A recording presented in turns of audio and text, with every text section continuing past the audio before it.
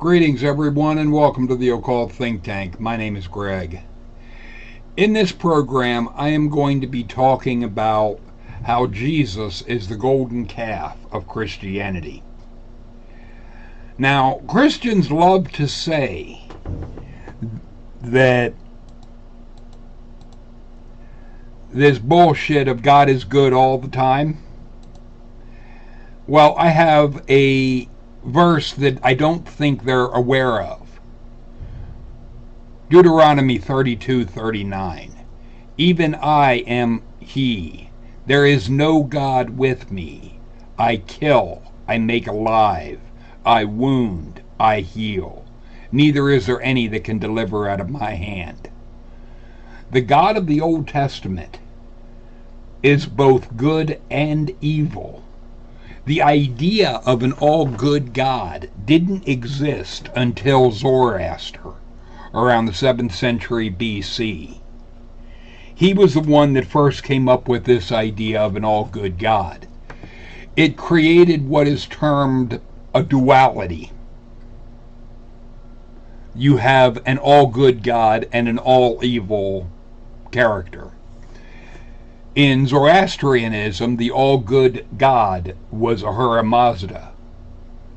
The all-evil was Ahriman.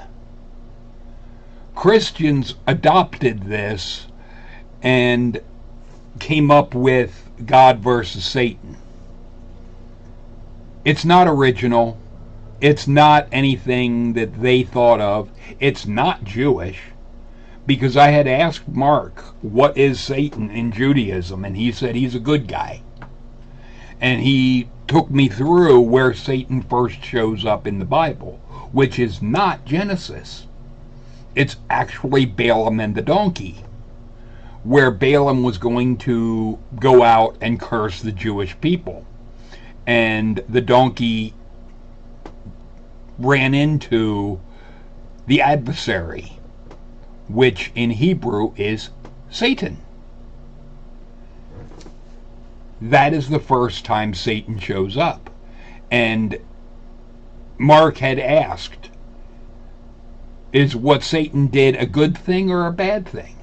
And I had said, well, from the Jewish perspective, it would be a good thing. He was like, right. So he's a good guy. Christians have taken the character of Satan, and because of this God versus Satan idea, they came up with this idea that you have to have the original sin. But I'm going to rip that apart in this as well. But what I typically get when I post videos like this on BitChute is stupid shit like this. This was one of the posts that a video of mine had gotten, and it irritates me when they try to insert a video to Christian bullshit. And I've told multiple of them, do not try to pimp your shit on my channel. It's not going to fly. I can go into the comment and edit it, and I remove any link to another video because that's not the purpose of my videos. And even the discussion section is to talk about the video that I did and what was mentioned in that. It is not a place to post your shit. If you're going to talk about the video, that's fine. But if you're going to try to take it and take over my video with having links to your shit, fuck you. And there is also, I have that for this finger shit. I got a finger for him. But what Mark called what you see there, he called it Rolodex Bible. And it's a typical Christian tactic. What they will do is they will take and have multiple verses that they'll throw at you. The thing is, I am going to shrink this down so we can get into what is actually in the damn Bible. Because they want to try and quote, and what I'll do to make it easier for you guys to read is they try to go to 1 Corinthians. So what I will do, I will show you what they're doing in this. They want to try and act as if this proves this gospel of Christ. There is no Christ, because Jesus did not fulfill the criteria for Messiah. The first criteria was to be born of a Jewish mother and father. Christians try and make up and act as if this shit somehow proves Jesus. It doesn't. It's a whole bunch of meaningless horse shit. I've showed you guys this before, and I'll do it again just because I want everybody to be aware of exactly what is going on with Christians. Isaiah 7:14 is where they try to go to say this virgin shit, that the Lord himself shall give you a sign. Behold, a virgin shall conceive and bear a son, and his name shall be Emmanuel. Jesus' name was not Emmanuel, by the way. But this is also not talking about Jesus. This is talking about King Ahaz. And the child was, by the time the child would know good from evil, the kings that he was worried about would be dead. That was the sign that this God was giving. The word virgin, however, is a lass, a maiden, a damsel. It's a young woman. A sexual virgin is the Hebrew word bethulah.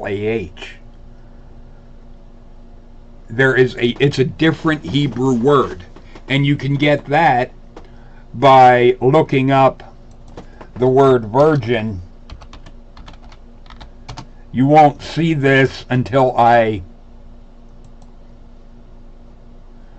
bring it up there, but the word virgin, as you can see, it is a different Hebrew word. It is the bethulah, and that is a sexual virgin.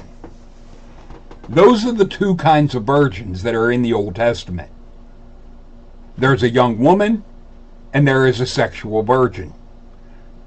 Isaiah 7:14 is not talking about a sexual virgin. Christians are trying to make up a version of virgin that simply doesn't exist. There is no word for virgin for fucked by Casper. That simply is not a thing. Nowhere in the Old Testament will you see any mention of fucked by Casper. The thing is, there is also no Hebrew word for a male virgin, because how would you know? This is important because Christians want to try and act like faith is something so important in the Bible.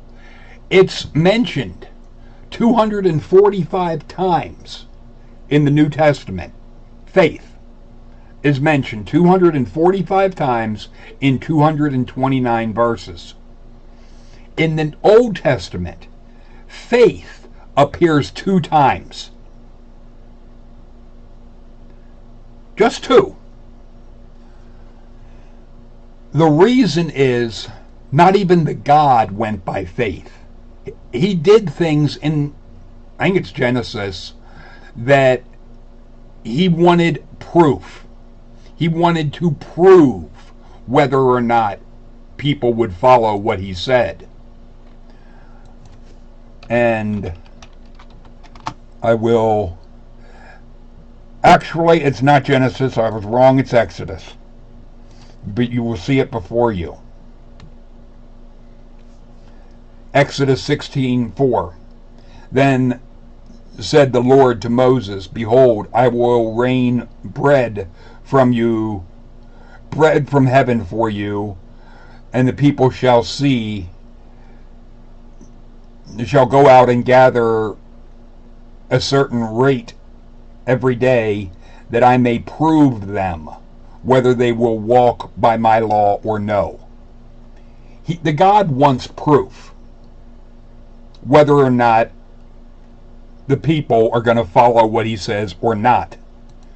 If the God wants proof, why can't we also want proof? There is no faith in the Old Testament, not like Christians are putting forward. This is also a reason why Mark Powers had said basically they don't need to go by faith, because they have stories of their God actually interacting with people.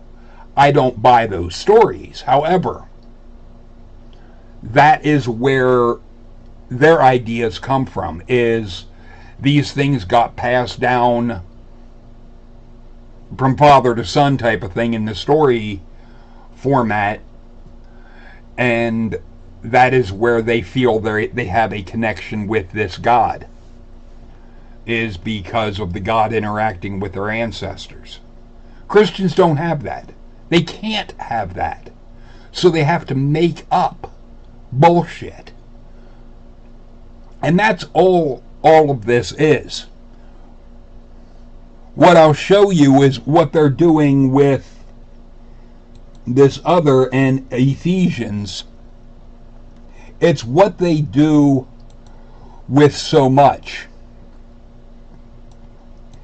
Is what you will notice is it talks about in whom you also trusted.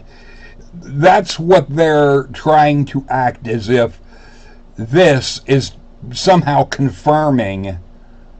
It doesn't. It doesn't mean shit. Because Jesus, number one, he wasn't a Christ. The term Christ means Messiah. Jesus was not a Messiah because of not only the bloodline aspect, but he did not end all wars. I don't recall off the top of my head where in Isaiah it was, but there it is.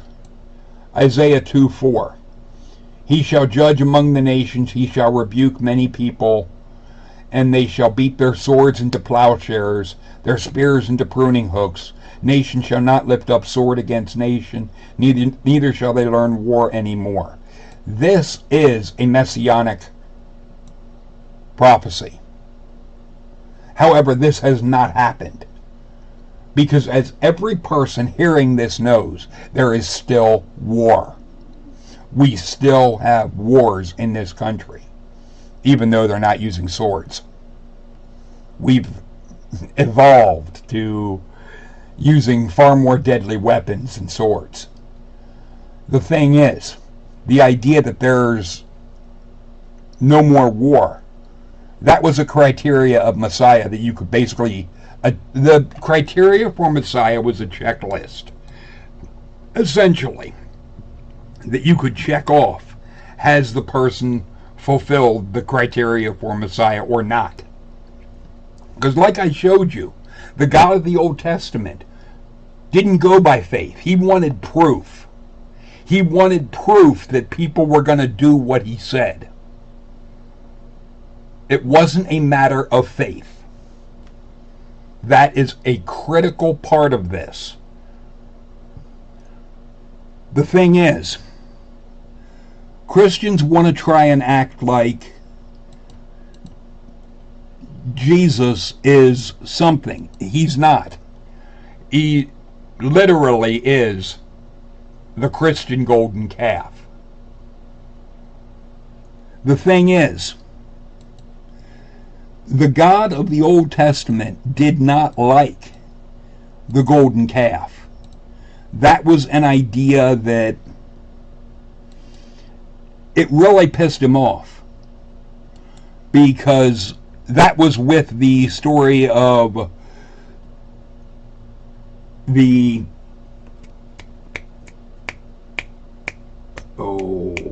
Ten Commandments, that the God of the Bible was livid, and Moses was livid at people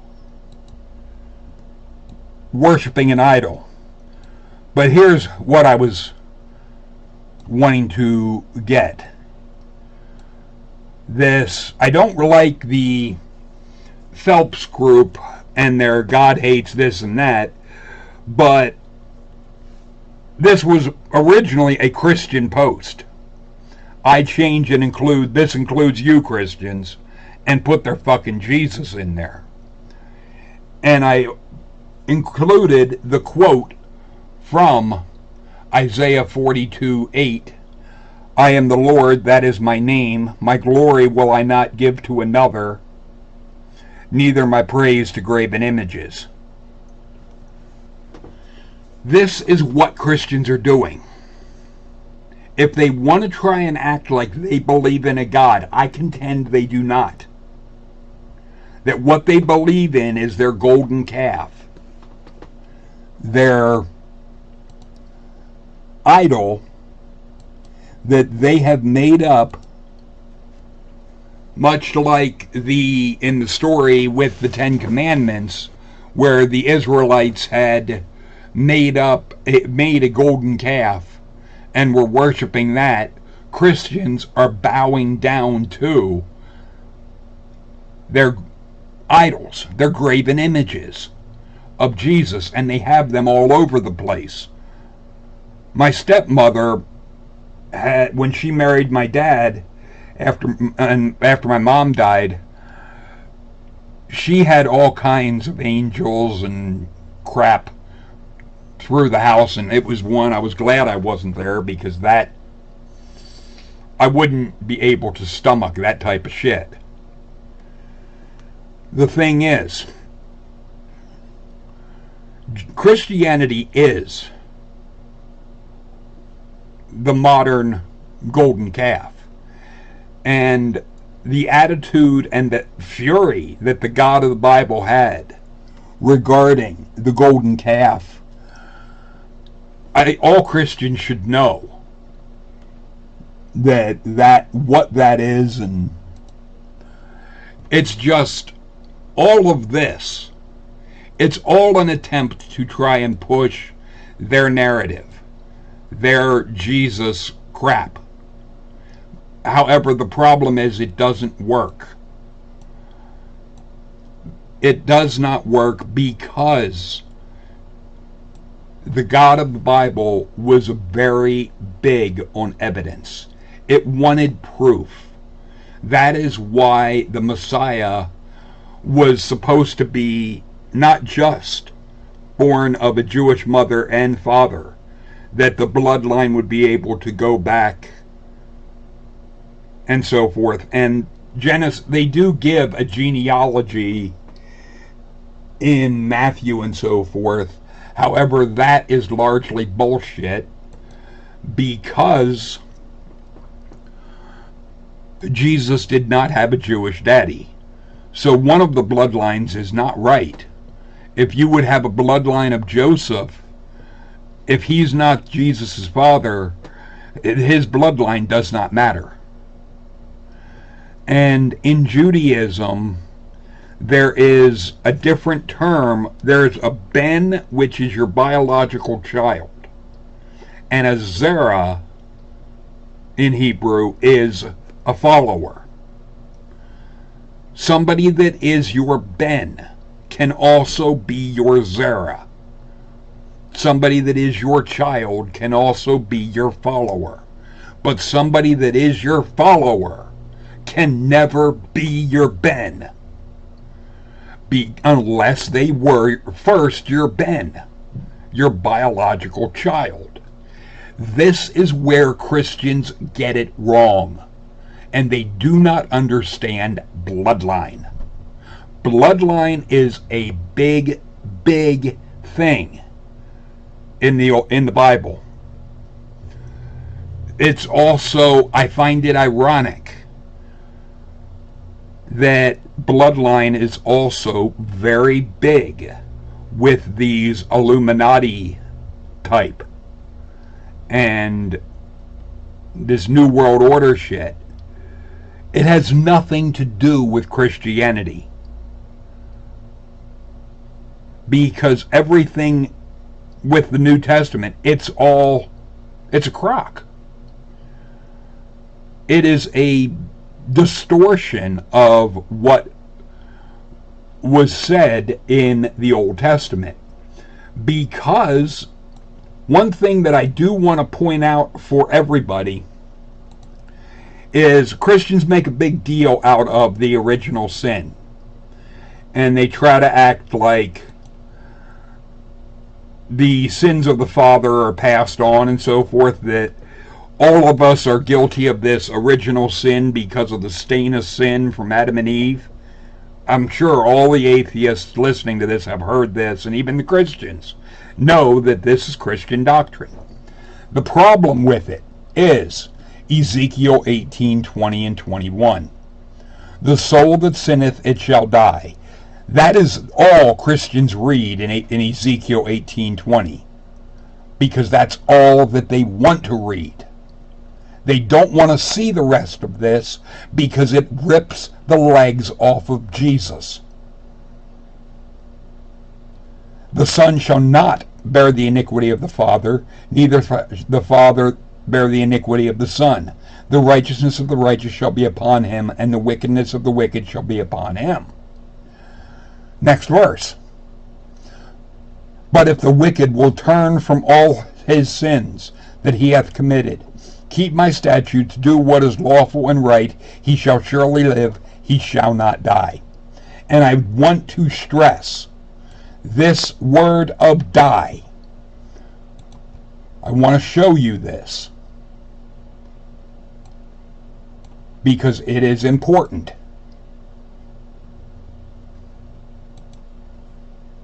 It is down here. And the reason it is important is it is Genesis 2:17. Look at that. It is the same, and I'll leave it on the KJV Plus because you can see die is H4191. And here it is, H4191. Right there. It is the same thing. So, if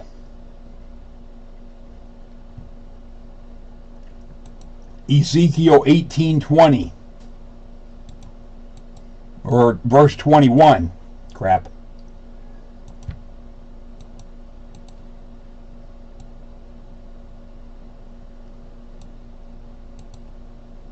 Christians that want to be literal, if you obey the law and do what is lawful and right, are you going to be immortal? There is no idea of being tortured forever in the Old Testament. Hell in the Old Testament is Sheol, which is the grave. Let me pull that up quick.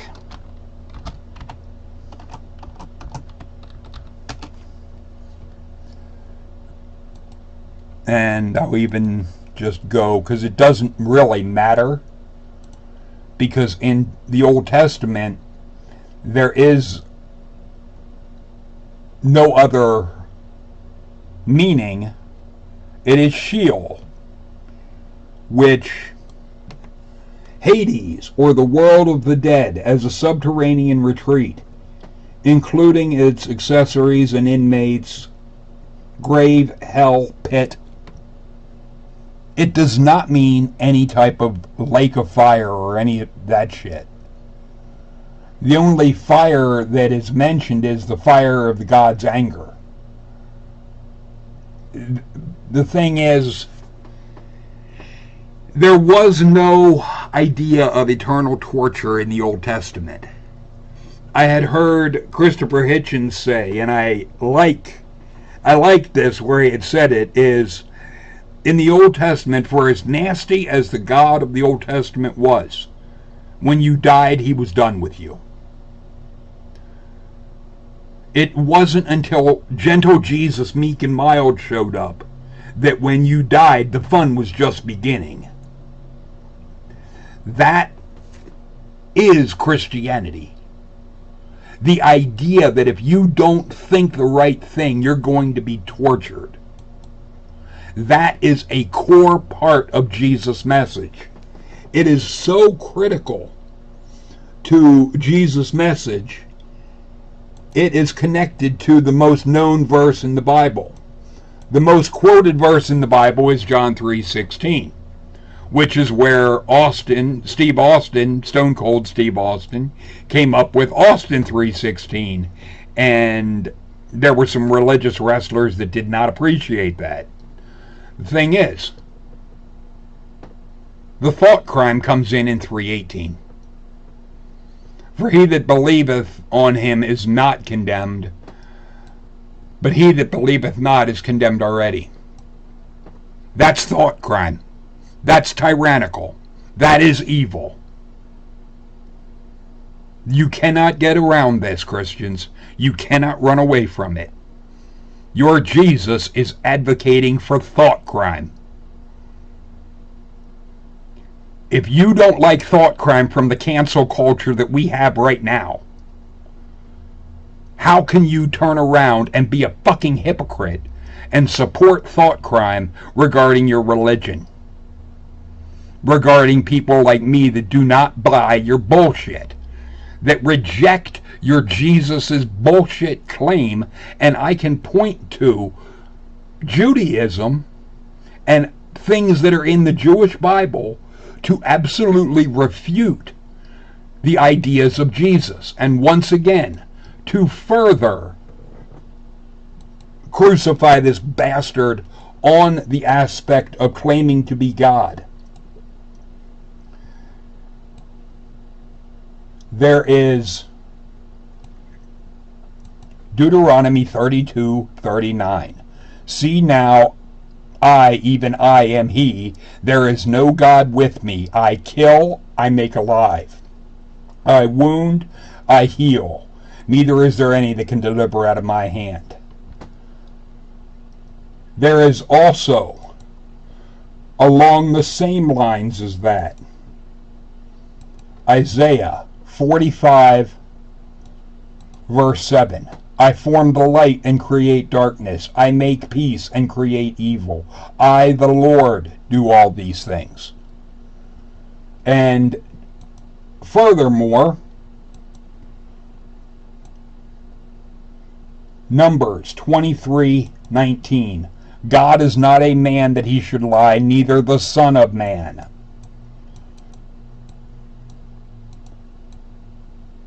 That eliminates Jesus.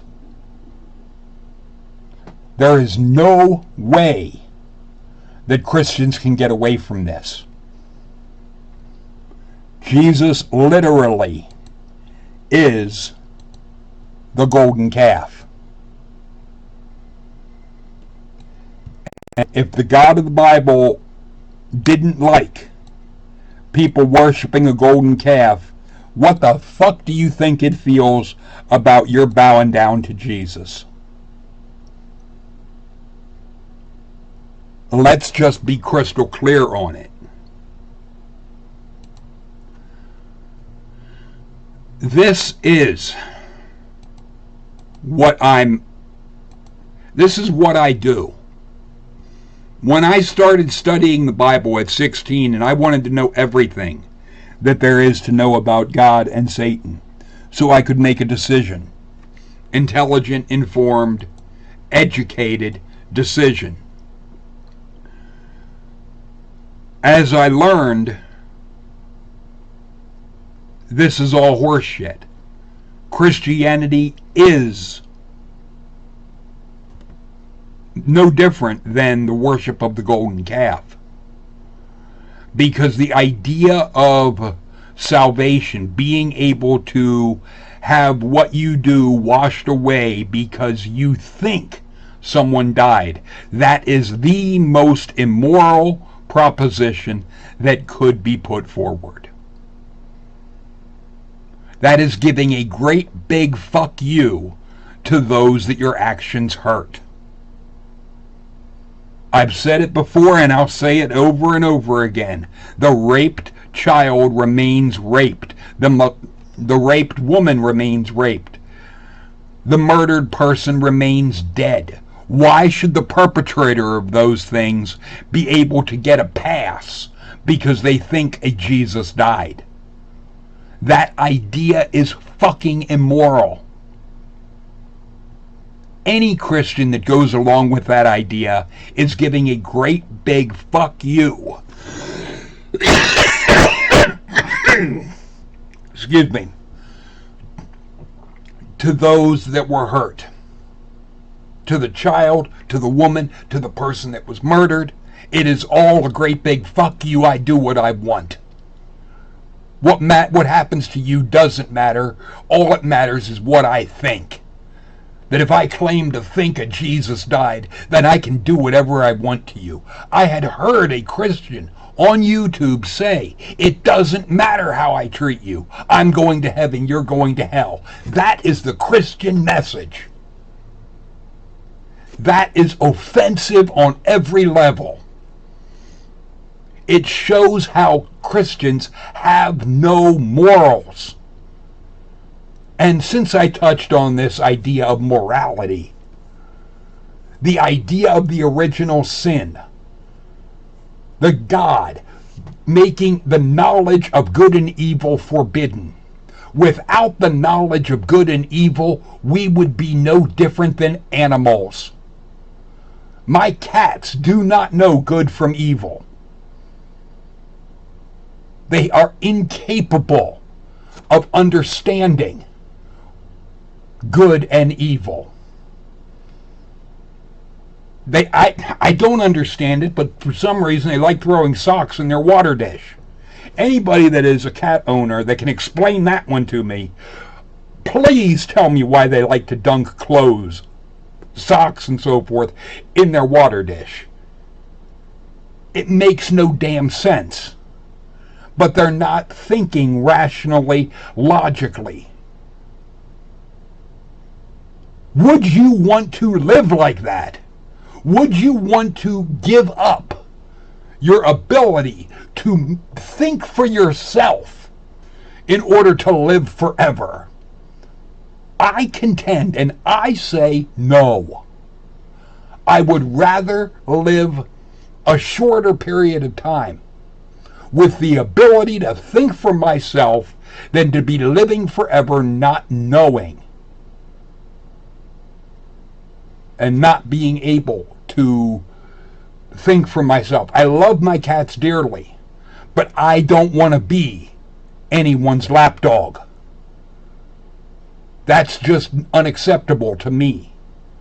And I contend,